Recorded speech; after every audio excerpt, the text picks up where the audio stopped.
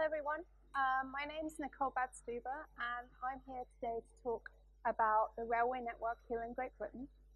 So we're going to be diving in a bit into the hybrid model that we have. And just to start off the conversation, I was wondering if you could put up your hands if any of you have really strong opinions on whether or not the railway network should be either in the public sector, the private sector, or a hybrid of the two. So if we start with the private sector, the public sector, that's the majority of you, and then a hybrid, okay, it's a fair few. And to follow up that question, what system do you think we currently have here in the UK? So again, let's start off with a public system. Yep, one. Private system, yeah, a few of you, and a hybrid. That's the majority, perfect. So to give you a bit of overview of me, I'm a transport governance researcher here at UCL. So what's governance? I basically look at the institutions in place for making transport policy decisions and running the transport network. I look at that from the whole scope, so from the politicians, the people actually implementing it. So before we dive into the detail of how the railways work here in Britain, I would like to frame this lecture with a question to you to think about during the lecture. And that is, what is transport for? Why do we travel, and why do we have a department for transport to sort all of that out? So for me, transport is a means of achieving other policy objectives. We travel rarely for travel's sake, and usually to get somewhere, whether that's to work, to our place of education, to get you here, to get to the shops, to visit your friends. And as such, transport is a means of achieving other social policy objectives such as social mobility or supporting the healthcare system, or even tackling issues such as social exclusion and loneliness. So whilst we dive into all the nitty-gritty of how the system works, I would like you to think about what is transport for and whether or not you think this slice of the transport network, admittedly just the railways, is fit for purpose. So let me start off with a little story. And the story is about how we ended up with the system we have today. So to set the scene, it's the late 1980s. We have a Conservative government under Prime Minister Margaret Thatcher. And they believe that what we need to do is break down the barriers to free trade, and this will lead to more efficiency in the industry. We've already successfully shifted some of the previously public-owned industries into the private sector. So that's gas, electricity, the coach sector, and the bus sector have already been shifted there. Whilst doing that, they realized that as well as breaking down these barriers, there were other advantages, one of which was that it would give a huge boost to the public balance sheet. And secondly, it promised that there may be the opportunity to convince the slightly skeptical public that this was a good idea. And they would do so by selling shares in these previously publicly owned industries to everyone, the general public. So it's 1988 and they decide they're going to look at how they might privatize the railways. So they come up with 4 different options, and I've tried to lay them out here. So number 1 is selling the whole thing wholesale, which is one big British rail, which is what previously there was, would be sold off. Integrated. So the track and the train services would be all in one big package. The other option was to do something similar, but to cut up the national network into regional units. The other alternative, which was instead of breaking it up vertically, was to break it up horizontally. And by that I mean separating the track and the people who own the trains and the people who run the trains. And number 4 was to follow the business departments that were already in British Rail. So to break it up in freight, long distance, intercity, and commuting services. So question to you all, which of those would you go for? Hands up for option 1. Hands up for option 2. A few. Hands up for option 3. And number 4. And the rest are undecided. So the option that they went for was number 3. And the way that that looks is something like this. So there was one big company that would look after all of the infrastructure for the country. Its name was Railtrack. The way they spun it out of British Rail was initially it was separated off as a department, then it became a government-owned company, and then it was put out to the private sector. Number 2, they would sell off all the trains. There were 3 big train companies that emerged that bought up all of the British Rail trains. These trains would then be leased out to what we call train operating companies. And these companies would rent out the trains and pay a fee to use the track, and they would collect fares from the passenger. And so that's the system that they set up. Additionally, the way that the train operating companies would have a remit across the national system is that we break it up into these regional units. So we've broken it up both into the regional units and along these horizontal lines that I talked about earlier. So how does it work? So the idea was that the government would put out the bid, hi, would anyone like to run this chunk of railway that we've highlighted here?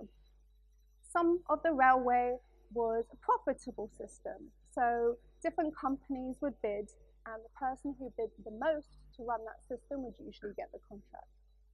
Some of the railway was less profitable and needed some level of subsidy from the government. So again, you'd have people bidding for the system, and those that probably bid the lowest would get the contract. These contracts would last 5 to 10 years, and the idea was that they would be renting, as I said again, the trains from another company, because the lifetime of a train is obviously longer than 5 to 10 years. So this was a way that they wanted to break down the barrier to entry into the market, so to reduce the threshold for people joining the system and being able to compete, because the idea was the more competition, the better it would be. So that was the model that they put in place. And it's the model that we still have today.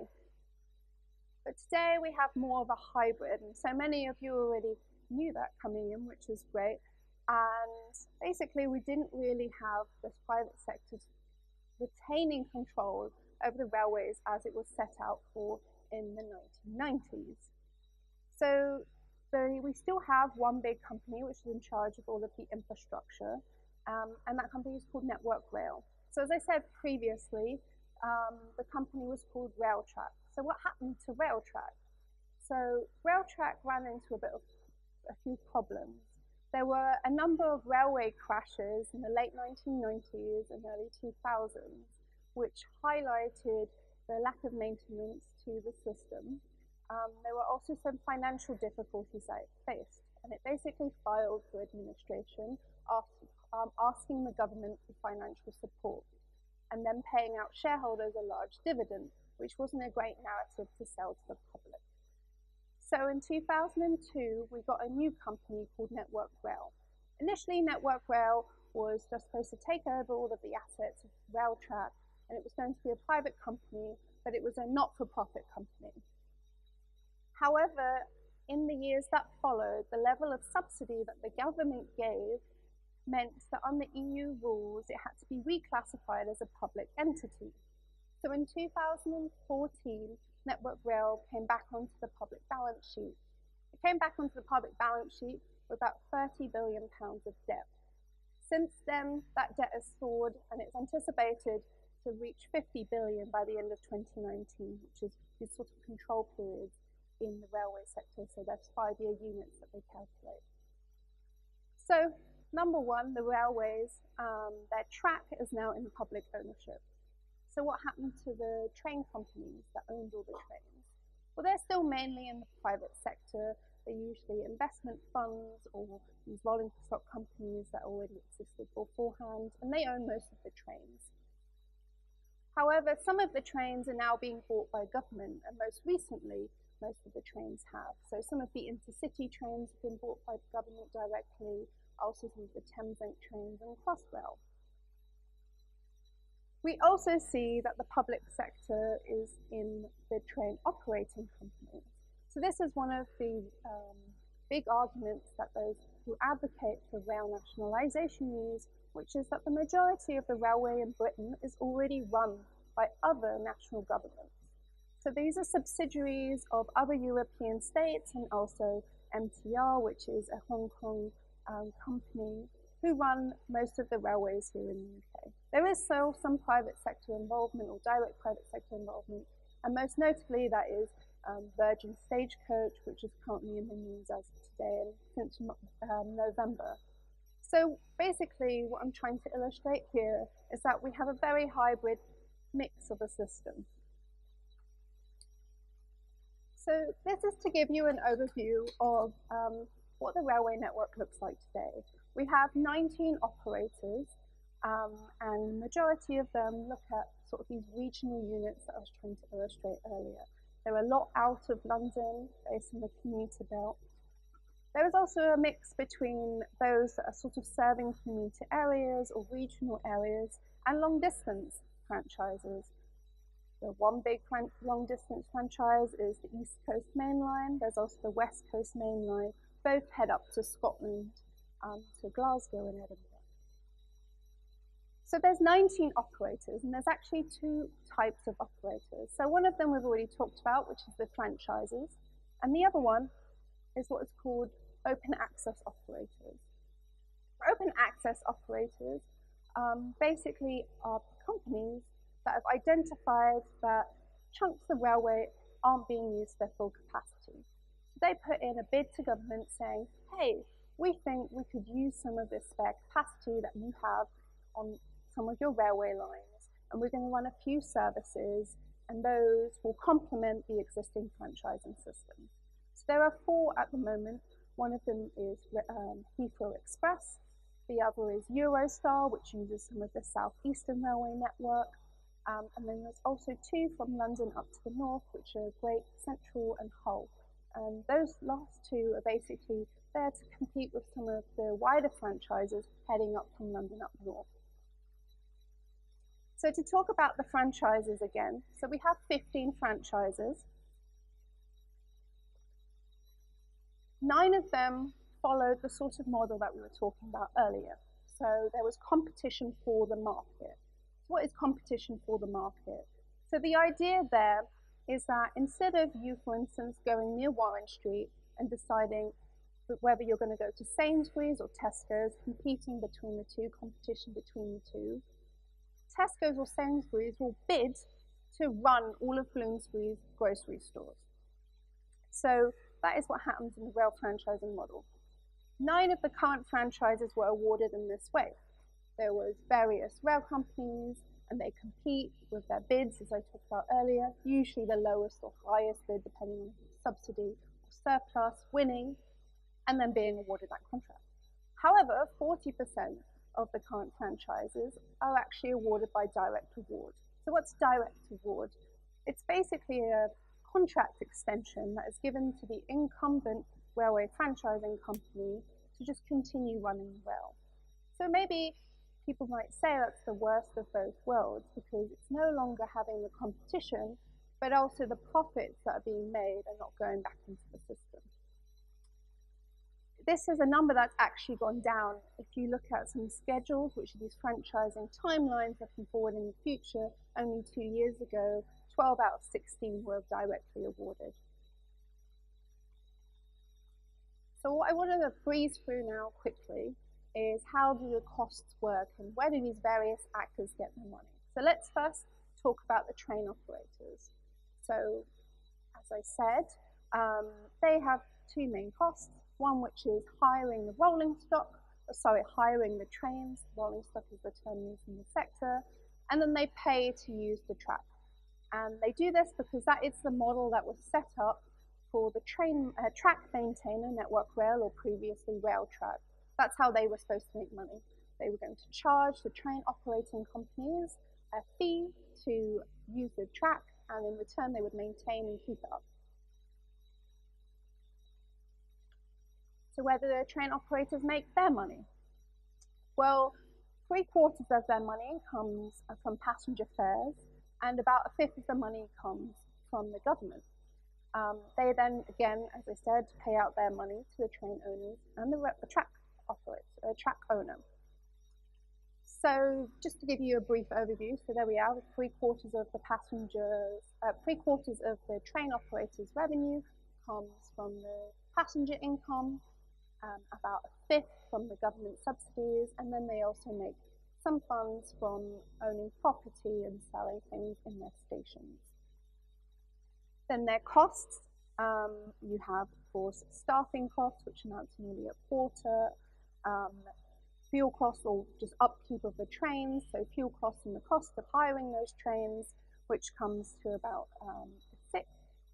And then another quarter, which are payments to government. So this is how the government then reaps the benefits of letting out these contracts, and then their costs to Network Rail for using the track. Network Rail, so the track owner, the track maintainer, gets 2/3 of its income from the government, a fifth from the train operating companies, and then Network Rail also owns most of the main termini, so all of the big stations in London and also some outside of London, so King's Cross, for instance. They own those stations and they can make money through property or sales there. The one thing I'd like to point out here is how actually a large chunk of Network Rail's expenditure is not on maintaining or operating the track. But there are high financial costs, and this goes back to the sort of debt servicing and the loan servicing that they have. So just to give you an overview, this is how the government subsidies are spent. So they go to the three actors. Network Rail receives subsidies, but also loans. Now that it is a public entity, it gets direct loans from the government. Previously, it put out bonds or tried to get money from the market. There are direct subsidies to the train operator. We'll look at that in a moment, but there are also indirect ways that the train operator is getting subsidies in the current system. And sorry, it seems to be edited a bit, but that's the subsidies and bias trains. And so we talked about that earlier. There are some funding mechanisms that the government does to, say, for instance, get the trains that it wants on certain routes, but also when it actually wants specific trains that the train owners don't want to buy. So this graph, there are two main elements to them. So the blue is all of the money that goes directly to the train operators. So you can see that in the most recent years that there has, well, it says negative, this is net. So basically what it's showing is the balance between how much the government is giving and how much it is receiving back. So in most recent years, the government is receiving more back from the train operators than it did previously. Then it was giving out subsidies. Previously, the subsidies were higher, nearly up to £3 billion at the beginning of the privatisation period. So what is the green? The green is the grant that are given to Network Rail, and there is that peak in 2007, but basically it's been levelling out to about £4 billion a year, especially since 2010. So this graph, if you saw it, may suggest that the system seems to be working relatively well. The private rail operators are paying money into the system. We're getting more from them than we're giving them in subsidies. Yes, Network Rail is costing us quite a lot of money, but it is a public entity and track is always expensive. What this graph fails to show is that there were actually hidden subsidies to the train operator, and those are through a reduced track access charge. What is the track access charge? So if you recall from earlier, it's the charge that the rail operating companies pay Network Rail for the harm that it's doing to the track by free usage. So the government, through these green, if we look back, the grants to Network Rail. So the government is giving Network Rail a higher grant, in return for which it is asking them to lower the track access charges to the train operators. So the costs of the train operator are going down in a way, even though it's not direct subsidy, they are getting a benefit from that. And in return, they can have higher profits and they can support the narrative that they are a net contributor to the system. Now I'm going to go a bit through the arguments for and against, briefly, of course, they're all much in detail, for and against the privatisation versus re-nationalisation argument. So one of the big arguments that is used by advocates is that since privatisation, the number of passengers has gone up. And in a system where you value profit, then the more customers you have, the more profit you make, it must be working very well. So indeed, we have an increase in passenger numbers quite dramatically. So the first graph here shows the passenger journeys, and the second one passenger kilometres. They're broken down by season ticket or non-season ticket. Non-season ticket is your anytime, your off-peak return. So you can see that there has been a steady increase and similar levels of gradient between the two since 1997, where I've indicated privatisation. The question I pose to you is whether we can really attribute all of that passenger growth purely to the fact of what the rail operator is doing. There are big macroeconomic reasons that people are turning to rail. We see a higher mode share, the centralisation of employment, in particular in places like London, and the necessity for people to live in the commuter belt are all contributing factors. We also have a change in lifestyle choice between the generations, as younger people choose not to own cars or drive cars and choose to become more reliant on rail transport, both for commuting purposes and longer distance journeys. That's something to bear in mind when you hear these arguments about passenger growth. The arguments for bringing the railways back into the public sector, these are the ones that have a financial implication that I'd like to talk about here. So one of the big ones you will hear is shareholder dividends. So at the moment, about £250 million are paid out in shareholder dividends to the shareholders of these train operating companies which are making a profit. This isn't a large profit, and those arguing for privatisation earlier, as alongside the arguments about how there's been this really large passenger growth, will argue that those profits are only about 2 to 3%. This is true, but the argument that is that this could still be reinvested in the system. To put this in perspective, last year it cost the entire rail system about £20 billion to operate. £12 billion were the train operators, and about £7 billion to Network Rail. Another argument they use is to do with franchising. That's to do with both the capability and the cost of franchising. So each franchise tender that goes through, so each every 5 to 10 years, when they have to go through putting in a new franchisee to run these regional units, is estimated that it costs about £15 to £20 million.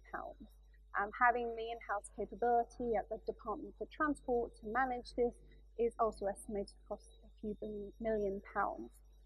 So the idea there is that you could save it. And that leads nicely over to the third argument, which is something to do with interfaces. And it's the idea, and it's more of an abstract thing, that there are multiple layers of duplication. The more fragmented the network is, the more people are spending time managing other units of the network. And as a result, you have people managing their counterparts in another organisation, or not really contributing to running the railway, but just contributing to managing each other's balance sheets. And then the fourth one that is often used and we mentioned it earlier, which has to do with the fact that the majority of trade operators are actually spin-offs of other national rail companies. Most of them are from the EU. But if the argument is that the private sector knows best, then why are so many other public sector companies running our railways? The topics that I would like to talk about are also to do with the structural problems that I see with the current setup. So one of them is that it incentivizes overbidding. So we talked previously about this franchising model, and there are many CEOs who've made comments, and you can find all their quotes, and they will say that the point is to overbid, because if you don't overbid, you're not going to get the contract. If you don't get the contract, well, you don't have the business.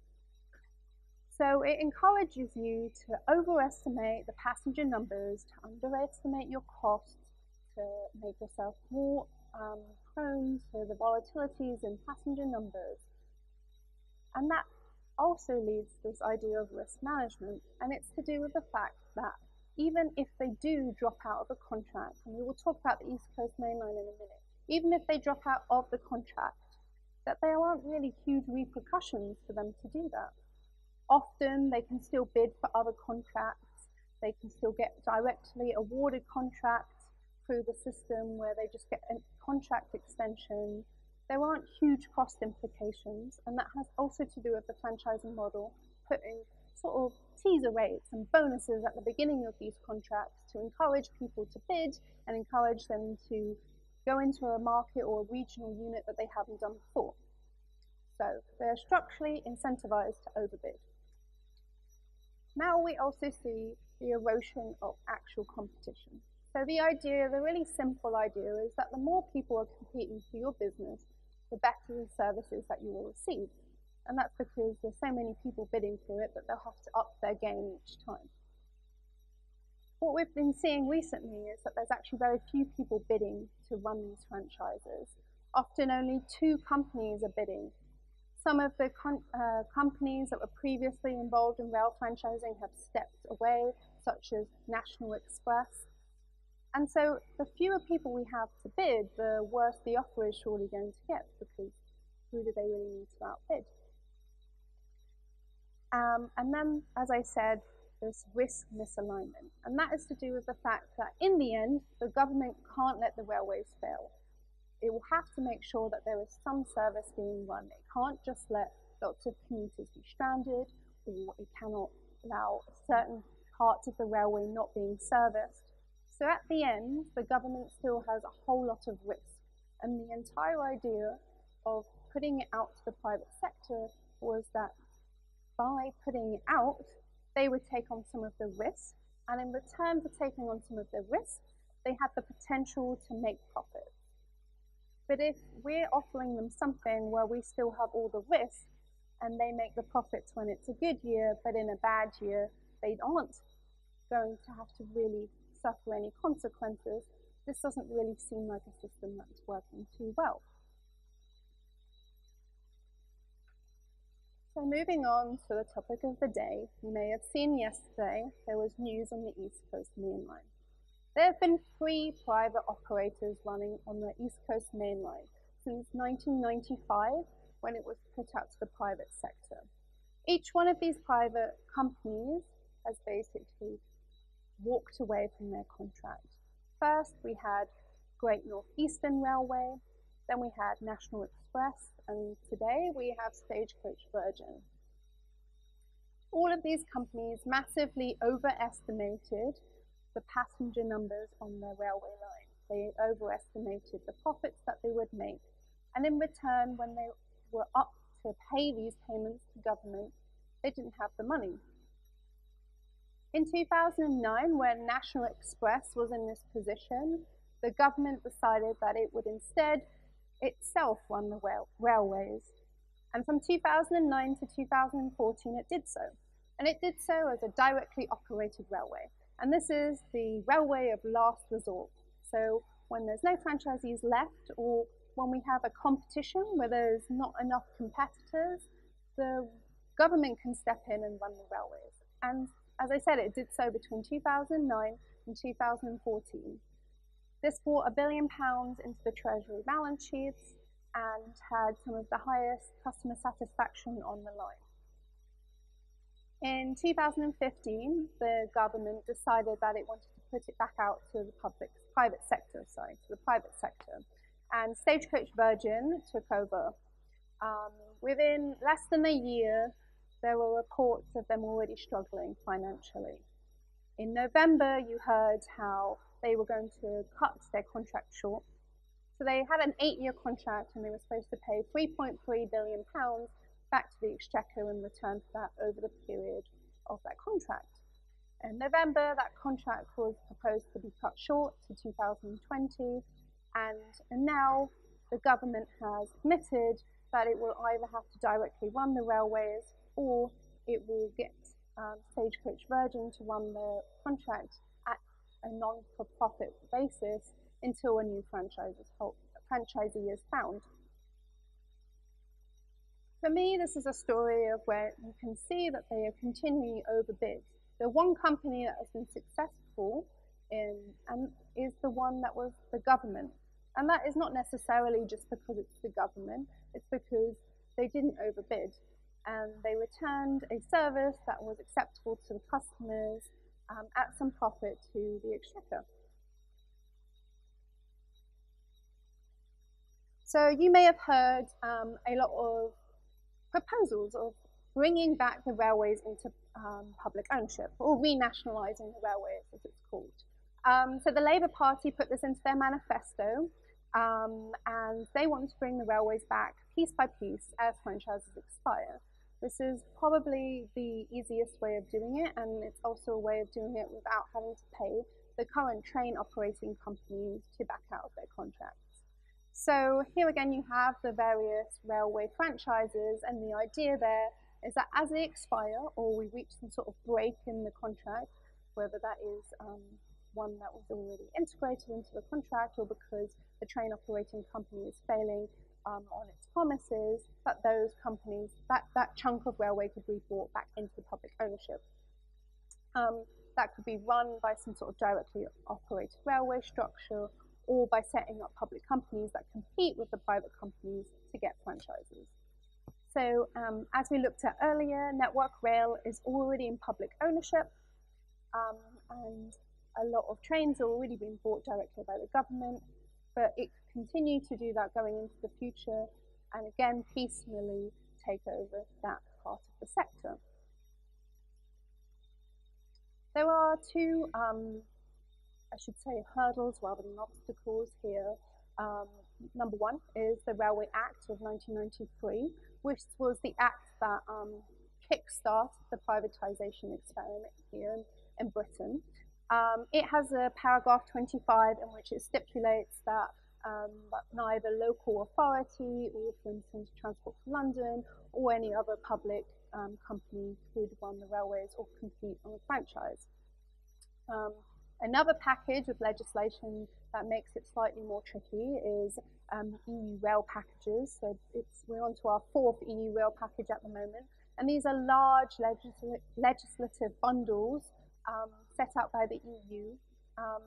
And their overall aim was to promote the liberalisation of the railway market, which basically meant that initially they wanted interoperability, so we could have things like the Eurostar, go between different countries. Also a bit more topical in the rest of mainland Europe, where you have more border crossings. But essentially it wanted to do that. And now it has moved further and further to trying to encourage EU member states to follow the role model of Britain's railways and to separate track and trains and allow lots of different private companies to compete to run their railways. So at the moment there are ways to get around these two legislative packages, but they are hurdles to creating a full-on British rail monopoly again. It could be brought back into the public sector, but it's more difficult to bring back an entire monopoly. And with that, I'll open myself up to questions. If you could wait until you have one of the microphones, and then we'll kick start. Yes, sir.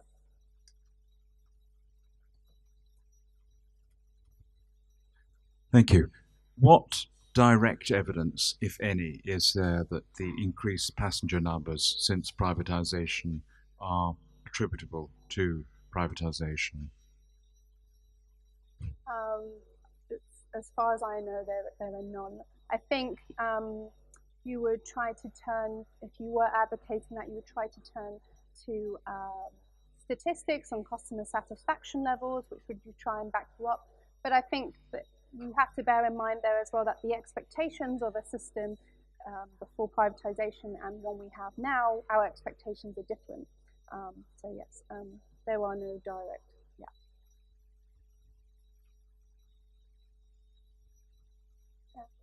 Please.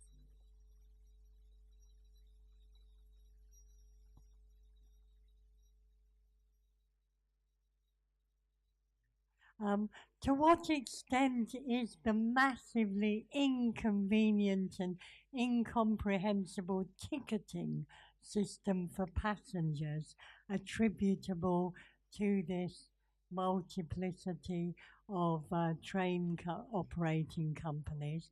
And also, is there a train company that is successfully running on this model? My impression of traveling on the Great Western Railway is that, you know, I never get stuck anywhere and it always seems to be running on time. So, though I'm broadly in favor of public ownership, I just wondered whether anyone was making, any operator was making it work. Okay, so yes, the ticketing system is attributable to the current fragmented structure. Um, Something to note is that there's two types of tickets. There's regulated and unregulated tickets. So regulated tickets are broadly sort of season tickets or commuter belt tickets. Unregulated tickets are broadly sort of your longer distance travel, intercity, long distance all the way up to, say, for instance, Scotland. What that basically means is that the government has a say about the rise of the ticket fares. So each year you will see all the newspaper headlines about how the ticket fares are going up. That is actually a current government decision to increase the regulated fares. And that is part of a larger agenda to try and shift the financial burden of running the railways from the public, from the government as a whole, the taxpayer, to the user of the system. So the unregulated tickets are something that the various train operating companies can set. What they've adopted there is generally sort of the demand model. It's something you may be familiar with the airlines, so that the earlier you book or the less popular one of those routes or times are, the cheaper the ticket. That does mean that we now have very, very high anytime tickets. So if you just turned up for a journey, that would cost you a lot of money. The train operating companies will say, oh, but you can get great deals if you book several months in advance, which may be convenient for some, but sort of goes back to my point earlier about how the railways or the transport system is sort of a means to an end. Looking at successful examples, I mean, I think what I tried to highlight earlier is that the franchises are quite a mixed bag. Some of them are sort of longer distance trips. Some of them are commuters. Some franchises have a mix of both. And so those are quite different customers, and they have different needs, and it's also easier or more difficult to meet them. So it's easier to run a good train service every hour to a long distance destination, maybe a little more difficult if you're trying to get to sort of metro line style frequencies of every 15 minutes. Yeah.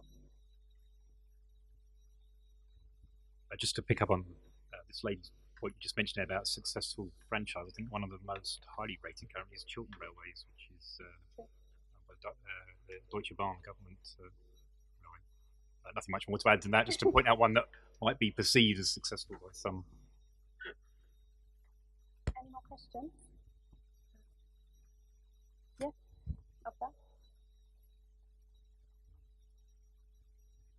Thank you. Do you agree with the assertion in last Tuesday's Financial Times that in real terms government subsidy has risen from 2.3 thousand million in 1996 to last year of 4.2 thousand million? So we can look at the graph, and you can see that yes, it has been going up. So these are all in 2016 prices, so they are comparable. These are not the real term numbers, and these are not the costs at the time. So yeah, I mean, subsidy levels have been going up.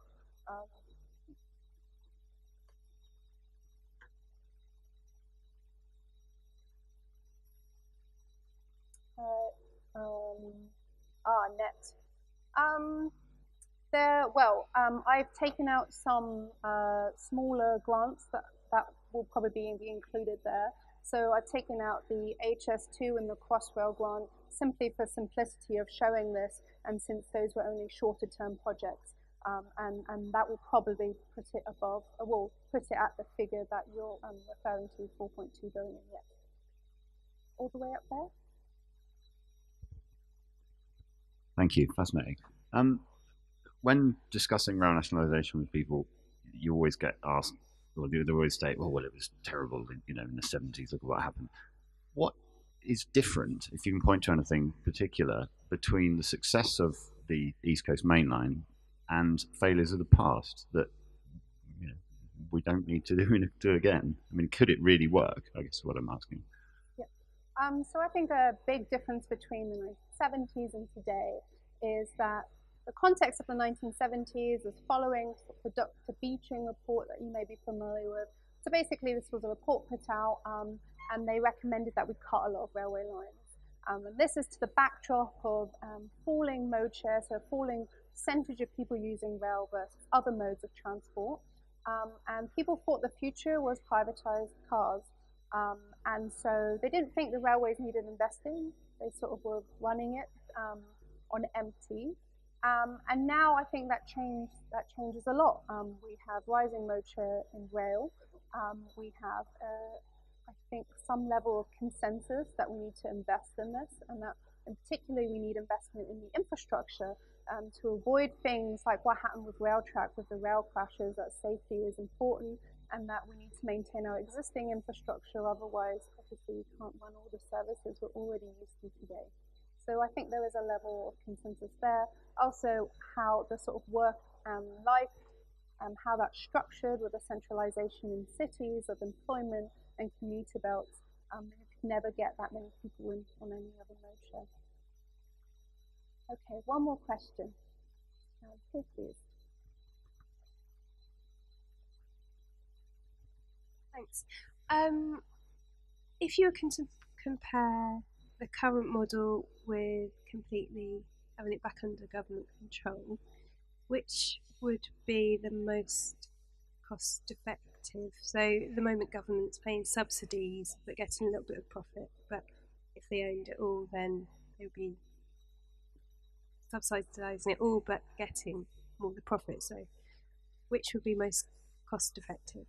I think the idea is that if you brought it all into one unified structure, which was a public entity, that you would have less of the duplication of jobs, you would save some money on these tasks such as the franchising, and that you, instead of paying out shareholder dividends, that you would reinvest them in the system. So you could run, the idea would be that you could run a similar system and still get more money back into the system. That's the idea. Thank you very much all for your questions and listening.